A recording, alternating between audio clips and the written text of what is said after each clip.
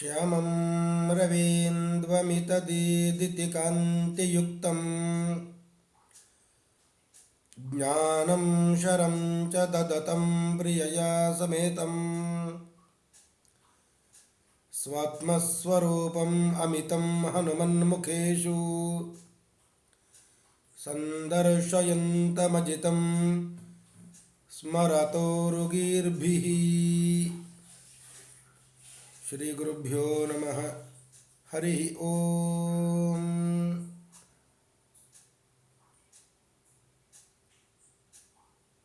ಸೀತಾದೇವಿ ಮಾನವರಲ್ಲಿ ಇರುವಂತಹ ಮೂರು ದುರ್ಗುಣಗಳ ಬಗ್ಗೆ ರಾಮನಿಗೆ ಹೇಳಿ, ಅದರಲ್ಲಿ ಎರಡು ದುರ್ಗುಣಗಳು, ಒಂದು ಭ್ರಷ್ಟಾಚಾರ, ಇನ್ನೊಂದು ವ್ಯಭಿಚಾರ. ಅದು ಎರಡೂ ನಿನ್ನಲ್ಲಿ ಇಲ್ಲ. ಇನ್ನೊಂದು ಹಿಂಸಾಚಾರ, ಅದು ನಿನ್ನಲ್ಲಿ ಬರಬಹುದು ಅಂತ ನನಗೆ ಸಂಶಯ. ಅದು ಹೇಗೆ ಅಂತ ಹೇಳಿ ಒಂದು ಉದಾಹರಣೆ ಕೂಡ ಕೊಟ್ಟಿದ್ದಾಳೆ. ಋಷಿಕುಮಾರ ಒಂದು ಜಡವಾದಂತಹ ಖಡ್ಗದ ಸಂಪರ್ಕದಿಂದ ಕೊನೆಗೆ ಹಿಂಸಾ ಪ್ರವೃತ್ತಿಯನ್ನು ಮಾಡುವಂತಹ ಬೇಡನಾಗಿ ಹೋದ ಅಂತ. ನೀನು ಈಗ ಶಸ್ತ್ರಾಸ್ತ್ರಗಳನ್ನು ಸ್ವೀಕಾರ ಮಾಡಿ ಋಷಿಮುನಿಗಳೆಲ್ಲ ಮಾತನ್ನು ಕೊಟ್ಟಿದ್ದಿ, ರಾಕ್ಷಸರ ಸಂಹಾರ ಮಾಡುತ್ತೇನೆ ಅಂತ. ದೊಡ್ಡ ಹಿಂಸೆ ನಡೆದು ಹೋಗ್ತದೆ.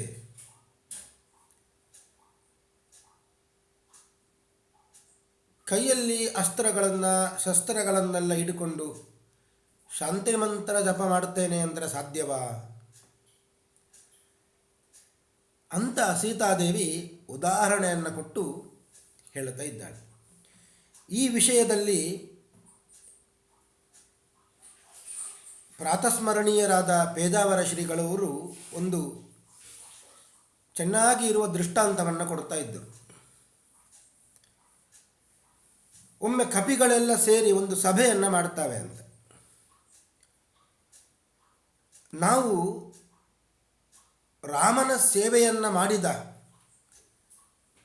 ಆಂಜನೇಯ ವಂಶದವರು ನಾವೆಲ್ಲ ಧಾರ್ಮಿಕರಾಗಬೇಕು. ಧಾರ್ಮಿಕರಾಗಬೇಕಾದರೆ ಏನು ಮಾಡಬೇಕು? ಏಕಾದಶಿ ಉಪವಾಸ ಮಾಡೋಣ ಎಲ್ಲರೂ ಕೂಡ. ಎಲ್ಲ ಪ್ರಾಣಿ ವರ್ಗಕ್ಕಿಂತಲೂ ನಾವು ಹೆಚ್ಚಿನವರು ಅಂತ ತೋರಿಸೋಣ. ಹನುಮಂತನು ಕೂಡ ಉಪವಾಸ ವ್ರತ ಇತ್ಯಾದಿಗಳನ್ನೆಲ್ಲ ಮಾಡ್ತಾ ಇದ್ದ.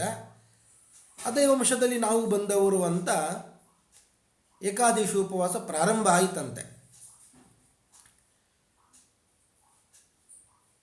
ಕಪಿಗಳೆಲ್ಲ ಸೇರಿ ಏಕಾದಶಿ ಉಪವಾಸ ಮಾಡುವಾಗ ಒಂದು ಕಪಿ ಹೇಳಿತು, ಉಪವಾಸವನ್ನು ಮಾಡ್ತಾ ಇದ್ದೇವೆ, ಉಪವಾಸ ಮಾಡಿದಷ್ಟೇ ದ್ವಾದಶಿಯ ದಿವಸ ಬೆಳಿಗ್ಗೆ ಸರಿಯಾದ ಕಾಲದಲ್ಲಿ ಪಾರಣೆಯನ್ನು ಕೂಡ ಮಾಡಬೇಕು. ಏಕಾದಶಿಯಷ್ಟೇ ಪ್ರಧಾನವಾದದ್ದು ದ್ವಾದಶಿಯ ಪಾರಣೆ. ಅಂದರೆ ಸರಿಯಾದ ಸಮಯಕ್ಕೆ ಊಟ ಮಾಡಬೇಕು, ಇದು ನಿಯಮ. ಅದು ಕಾಲ ಮೀರಬಾರದು, ದ್ವಾದಶಿ ತಿಥಿ ಮೀರಬಾರದು. ಹಾಗಾದರೆ ನಾವೆಲ್ಲ ಒಂದು ಉಪಾಯ ಮಾಡೋಣ. ಯಾವ ಮರದಲ್ಲಿ ಹಣ್ಣು ಹಂಪಲುಗಳು ಬೇಕಾದಷ್ಟು ಇರುತ್ತಾವೋ ಅದೇ ಮರದಲ್ಲಿ ಕೂತ್ಕೊಂಡು ಉಪವಾಸ ಮಾಡೋಣ ಅಂತ ಚಿಂತನೆ ಮಾಡಿದ್ದೇವೆ ಅಂತ. ಸರಿ, ಹಣ್ಣು ಹಂಪಲುಗಳು ಇರುವಂತಹ ದೊಡ್ಡ ಮರ ಸಿಕ್ಕಿತು. ಎಲ್ಲ ಕಪಿಗಳು ಸೇರಿ ಅಲ್ಲಿ ಆ ಮರದಲ್ಲಿ ಕೂತ್ಕೊಂಡು ಉಪವಾಸ ಮಾಡಲಿಕ್ಕೆ ಪ್ರಾರಂಭ ಮಾಡುತ್ತವೆ. ಇನ್ನೊಂದು ಕಪಿ ಹೇಳಿತು, ನಾಳೆ ಬೆಳಿಗ್ಗೆ ಪಾರಾಯಣ ಮಾಡಬೇಕು, ಸ್ವಲ್ಪ ಕತ್ತಲು ಜಾಸ್ತಿ ಈ ಕಾಲದಲ್ಲಿ, ಬೆಳಗ್ಗೆ ಕತ್ತಲು ಇರುತ್ತದೆ ಪ್ರಾತಃ ಕಾಲದಲ್ಲಿ, ನಾವು ಹಣ್ಣನ್ನು ಆರಿಸಬೇಕು ಪಾರಾಯಣ ಮಾಡಬೇಕಾದ್ರೆ. ಹಣ್ಣು ಈ ಮರದಲ್ಲಿ ಕಾಯಿಗಳು ಇವೆ, ಹಣ್ಣುಗಳು ಇವೆ, ಅದರಲ್ಲಿ ಯಾವುದು ಕಾಯಿ ಯಾವುದು ಹಣ್ಣು ಅಂತ ಗೊತ್ತಾಗುವುದು ಹೇಗೆ? ಆದ್ದರಿಂದ ಈಗಾದರೂ ಹಗಲು ಸರಿಯಾಗಿ ಗೊತ್ತಾಗ್ತದೆ. ಕಾಯಿಯ ಜ್ಞಾನ, ಹಣ್ಣಿನ ಜ್ಞಾನ ಬರ್ತದೆ. ನಾವೆಲ್ಲ ಹಣ್ಣನ್ನು ಆರಿಸಿ ಕೈಯಲ್ಲಿ ಇಟ್ಕೊಳ್ಳೋಣ ಅಂತ ಎಲ್ಲ ಕಪಿಗಳು ನಾಳಿನ ಪಾರಣೆಗಾಗಿ ಹಣ್ಣುಗಳೆಲ್ಲ ಕೈಯಲ್ಲಿ ಇಟ್ಕೊಂಡು ಉಪವಾಸ ಪ್ರಾರಂಭ ಮಾಡಿದ್ದವಂತೆ. ಇನ್ನೊಂದು ಕಪಿ ಹೇಳಿತು, ಅಲ್ಲ, ನಾಳೆ ಸ್ವಲ್ಪ ತಿಥಿ ಕಡಿಮೆ ಇದೆ, ಸೂರ್ಯ ಉದಯಕ್ಕೆ ಸರಿಯಾಗಿ ಪಾರಾಯಣ ಮಾಡಬೇಕು. ಎಲ್ಲಿಯಾದರೂ ತಡವಾಯಿತು ಅಂದರೆ ದ್ವಾದಶಿ ಪಾರಣೆ, ತಡ ಆಯಿತು ಅಂದರೆ ಏಕಾದಶಿ ಉಪವಾಸದ ಪುಣ್ಯ ಹೋಗಿಬಿಡ್ತದೆ. ಈ ಹಣ್ಣನ್ನು ಬಾಯಲ್ಲಿ ಇಟ್ಕೊಂಡು ಬಿಡೋಣ, ನಾಳೆ ಆಗದೆ ಬಿಟ್ಟರೆ ಆಯಿತು, ಅಷ್ಟೇ ಕೆಲಸ. ಬಾಯಲ್ಲಿ ಇಟ್ಕೊಳ್ಳೋಣ ಅಂತ ಎಲ್ಲ ಕಪಿಗಳು ತೀರ್ಮಾನ ಮಾಡಿತು. ಹಣ್ಣು ಯಾವಾಗ ಬಾಯಲ್ಲಿ ಹೋಯಿತು ಆಗ ಅವುಗಳ ಉಪವಾಸವೇ ಹೋಯಿತು ಅಂತೆ. ಹಣ್ಣು ಕೋತಿಗಳ ಬಾಯಲ್ಲಿ ಸಿಕ್ಕಿದರೆ ಏನಾಗಬೇಕು? ಏಕಾದಶಿಯಂತೆ ದ್ವಾದಶಿ ಪಾರಣೆ ಆಗಿಬಿಡ್ತು. ಈ ಕಥೆಯನ್ನು ನಮ್ಮ ಗುರುಗಳು ಯಾವಾಗಲೂ ಹೇಳ್ತಾ ಇದ್ದರು. ಅಂದರೆ ಕೈಯಲ್ಲಿ ಅಸ್ತ್ರಗಳೆಲ್ಲ ಇರುವಾಗ ಶಾಂತಿ ಮಂತ್ರ ಜಪ ಮಾಡ್ತೇನೆ ಅಂದರೆ ಸಾಧ್ಯವಾ? ಅದು ಸಾಧ್ಯ ಇಲ್ಲ. ಹಾಗೆ ಸೀತಾದೇವಿ ರಾಮನನ್ನು ಎಚ್ಚರಿಸ್ತಾ ಇದ್ದಾಳೆ. ಪುನಃ ಅಭಿಪ್ರಾಯವನ್ನು ಮುಂದುವರಿಸ್ತಾ ಹೇಳ್ತಾಳೆ, ಕ್ವಚ ಶಸ್ತ್ರಂ ಕ್ವಚ ವನಂ ಕ್ವಚ ಕ್ಷಾತ್ರಂ ತಪಕ್ವಚ. ಎಲ್ಲಿ ಶಸ್ತ್ರ, ಎಲ್ಲಿ ಅರಣ್ಯ. ಕ್ಷಾತ್ರಂ ತಪಃ, ಎಲ್ಲಿ ಕ್ಷಾತ್ರ ಧರ್ಮ, ಎಲ್ಲಿ ತಪಸ್ಸು. ಒಂದಕ್ಕೊಂದು ಸಂಬಂಧವೇ ಇಲ್ಲ. ವ್ಯಾವಿಧ್ಯಂ ಇದಂ ಅಸ್ಮಾಭಿಃ ದೇಶ ಧರ್ಮಸ್ತು ಪೂಜ್ಯತ. ರಾಜ್ಯವನ್ನು ಬಿಟ್ಟು ಬಂದವರಿಗೆ ಶಸ್ತ್ರಾಸ್ತ್ರಗಳ ಸಂಬಂಧ ಬೇಕೇ?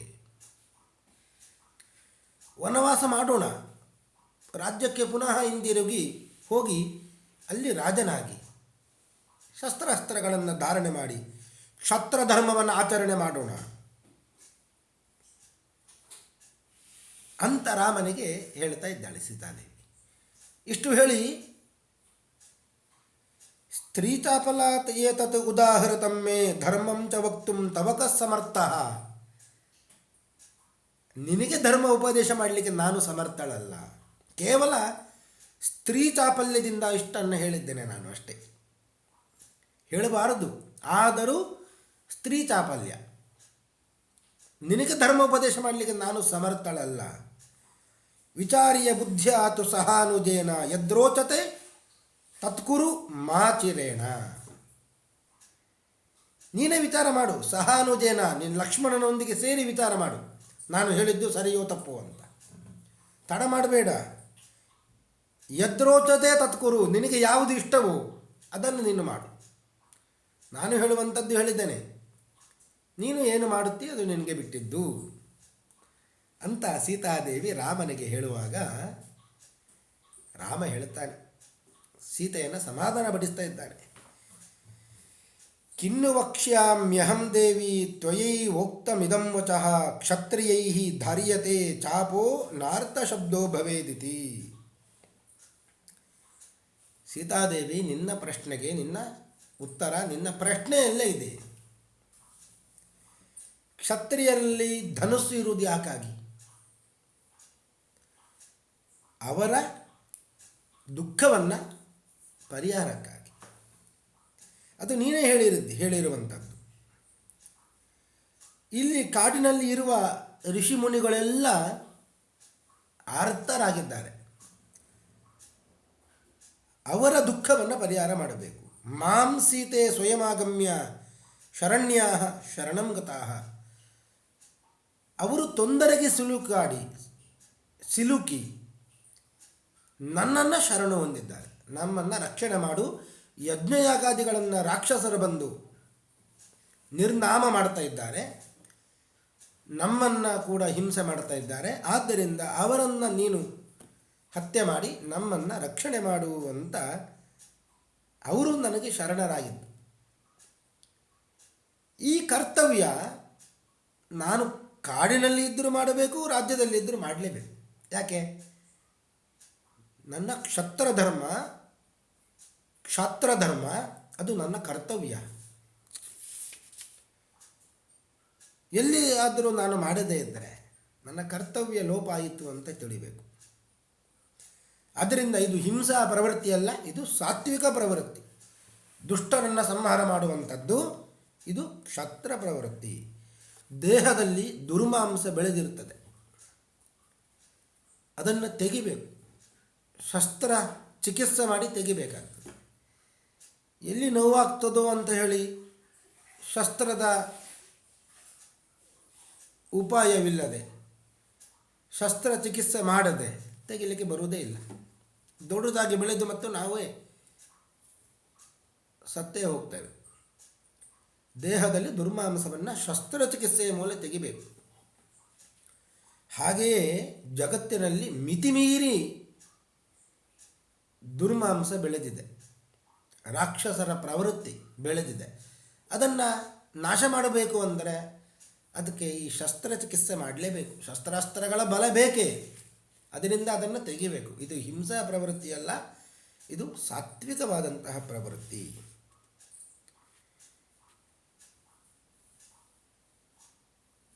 ಇಷ್ಟು ಉದಾತ್ತ ಮನೋಭಾವದಿಂದ ರಾಮ ಸೀತೆಗೆ ಉತ್ತರ ಕೊಡ್ತಾ ಇದ್ದಾನೆ. ಮಮ ಸ್ನೇಹಾಚ್ಚ ಸೌಹಾರ್ದಾತ್ ಇದಮುಕ್ತಂ ತ್ವಯಾ ನಘೆ ಪರಿತುಷ್ಟೋಸ್ಮ್ಯಹಂ ಸೀತೆ ನಹ್ಯನಿಷ್ಠೋನುಶಿಷ್ಯತೆ. ನನ್ನ ಮೇಲಿನ ಪ್ರೀತಿಯಿಂದ ನೀನು ನನಗೆ ಸಲಹೆಯನ್ನು ಕೊಟ್ಟಿದ್ದಿ, ಸರಿ, ಬಹಳ ಸಂತೋಷ ಆಯಿತು. ಪರಿತುಷ್ಟ ಅಸ್ಮಿ,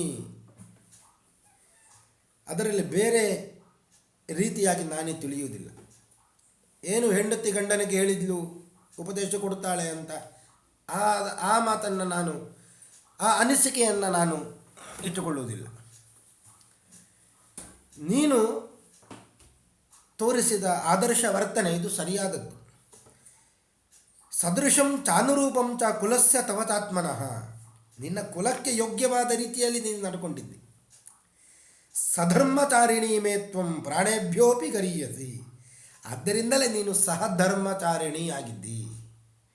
ನನ್ನ ಪ್ರಾಣಕ್ಕಿಂತಲೂ ನೀನು ನನಗೆ ಮಿಗಿಲಾಗಿದ್ದಿ. ಸಧರ್ಮಚಾರಿಣಿ ಮೇ ತ್ವಂ ಪ್ರಾಣೇಭ್ಯೋಪಿ ಗರೀಯಸಿ, ರಾಮ ಹೇಳುವ ಮಾತು. ಸಹಧರ್ಮಚಾರಿಣಿ ಆದವಳು ಗಂಡನಿಗೆ ಕಾಲಕಾಲಕ್ಕೆ ಈ ರೀತಿಯಾದ ಸಲಹೆಯನ್ನು ಕೊಡಬೇಕು. ಈ ಸೀತಾರಾಮರ ಸಂವಾದ ಏನಿದೆ ಇದು ಜಗತ್ತಿಗೆ ಬಹಳ ಒಂದು ಆದರ್ಶವಾದಂತಹ ಸಂವಾದ. ದಾಂಪತ್ಯ ಜೀವನದಲ್ಲಿ ಪರಸ್ಪರ ಯಾವ ರೀತಿಯಾಗಿ ನಡ್ಕೊಳ್ಳಬೇಕು. ಹೆಂಡತಿ ಏನಾದರೂ ಹೇಳಿದುಕೊಳ್ಳೆ ಗಂಡ ಸಿಟ್ಟುಕೊಂಡು ಏನೋ ಒಂದು ದುರ್ವರ್ತನೆಯಿಂದ ಪ್ರವೃತ್ತಿ ಮಾಡುವುದು ಸರಿಯಲ್ಲ. ಸರಿಯಾಗಿ ಉತ್ತರವನ್ನು ಕೊಟ್ಟು ಗೌರವಿಸಬೇಕು. ಇಂತಹ ಒಂದು ಆದರ್ಶವನ್ನು ಸೀತಾರಾಮರು ಜಗತ್ತಿಗೆ ತೋರಿಸಿದ್ದಾರೆ. ದಂಪತಿಗಳು ಜೀವನದಲ್ಲಿ ಪರಸ್ಪರ ಹೇಗೆ ವರ್ತನೆ ಮಾಡಬೇಕು ಮತ್ತು ಕಾಡಿನಲ್ಲಿ ರಾಕ್ಷಸರ ದಮನ ಮಾಡುವಂಥದ್ದು ಇದು ಕರ್ತವ್ಯ ಹೊರತು ಹಿಂಸೆಯ ಪ್ರವೃತ್ತಿ ಅಲ್ಲ, ಇದು ಕರ್ತವ್ಯ. ಯಜ್ಞಯಾಗಾದಿಗಳು ನಡಿಬೇಕು. ಯಜ್ಞಯಾಗಾದಿಗಳಿಗೆ ಯಾರು ತೊಂದರೆ ಮಾಡ್ತಾ ಇದ್ದಾರೆ ಅವರ ದಮನ ಆಗಲೇಬೇಕು. ಯಜ್ಞಾತ್ ಭವತಿ ಪರ್ಜನ್ಯ, ಲೋಕದಲ್ಲಿ ಒಳ್ಳೆಯ ಮಳೆ ಬೆಳೆ ಬರಬೇಕು ಅಂತಾದರೆ ಯಜ್ಞಯಾಗಾದಿಗಳು ಅತ್ಯವಶ್ಯ. ಅದಿಲ್ಲದೆ ದೇವತೆಗಳು ಮಳೆ ಕೊಡುವುದಿಲ್ಲ. ಇಂತಹ ಸಾತ್ವಿಕವಾದಂತಹ ಕಾರ್ಯ ನಡೆಯುವಾಗ ಅದಕ್ಕೆ ಯಾರು ತೊಂದರೆ ಕೊಡ್ತಾರೆ ಅವರನ್ನು ದಮನ ಮಾಡುವಂಥದ್ದು ಅದು ಕ್ರೌರ್ಯದ ಪ್ರವೃತ್ತಿಯಲ್ಲ ಹೊರತು ಸಾತ್ವಿಕವಾದಂತಹ ಪ್ರವೃತ್ತಿ ಅಂತ ನಾವು ಈ ಮಹತ್ವದ ವಿಷಯವನ್ನು ತಿಳ್ಕೊಳ್ಬೇಕು. ಇಷ್ಟು ಹೇಳಿ ರಾಮ ಸೀತೆಯನ್ನು ಸಮಾಧಾನಪಡಿಸಿ ಮುಂದೆ ಪಂಚವಟಿ ಅಂತ, ವಟ ಎಂದರೆ ಆಲದ ಮರ, 5 ದೊಡ್ಡ ದೊಡ್ಡ ಆಲದ ಮರ ಇರುವಂಥ ಒಂದು ಜಾಗ, ಅದಕ್ಕೆ ಪಂಚವಟಿ ಅಂತ ಹೆಸರು. ಆ ಪಂಚವಟಿ ಆಶ್ರಮವನ್ನು ಪ್ರವೇಶ ಮಾಡಲಿಕ್ಕಾಗಿ ಹೋಗಿದ್ದಾನೆ. ಆ ಸಂದರ್ಭದಲ್ಲಿ ಅಗಸ್ತ್ಯರು ಅವನನ್ನು ಸ್ವಾಗತ ಮಾಡ್ತಾ ಇದ್ದಾರೆ ಅಂತ. ಅಗಸ್ತ್ಯರು ಕರೆದಿದ್ದಾರೆ, ರಾಮ ಅಲ್ಲಿಗೆ ಹೋಗಿದ್ದಾನೆ ಎಂಬಲ್ಲಿಗೆ ಇವತ್ತಿನ ಈ ಉಪನ್ಯಾಸವನ್ನು ಮುಗಿಸ್ತಾ ಇದ್ದೇನೆ. ಶ್ರೀಕೃಷ್ಣಾರ್ಪಣಮಸ್ತು.